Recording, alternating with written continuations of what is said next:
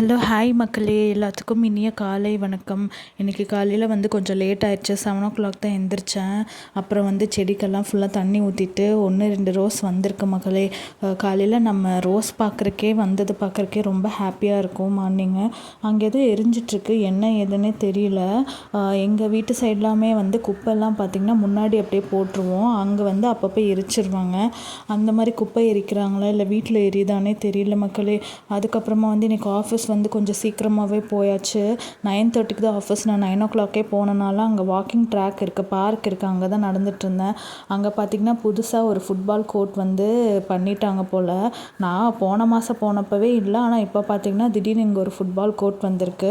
இது புதுசாக இப்போ தான் ஓப்பன் பண்ணியிருக்காங்க போல் மக்களே. அதுக்கப்புறம் இன்றைக்கி என்ன செஞ்சேன்னா இட்லி, அதுக்கப்புறமா பாயில்டு எக்கு, அதுக்கப்புறம் சுக்குட்டி கீரை, அப்புறம் தேங்காய் சட்னி பண்ணிட்டேன். இதுதான் இன்றைக்கி ஸ்பெஷல் மக்களே. சுக்குட்டி கீரை வாய் ரொம்ப புண்ணாக இருக்குதுன்னு சொல்லிட்டு நான் பார்த்துட்டே இருந்தேன்.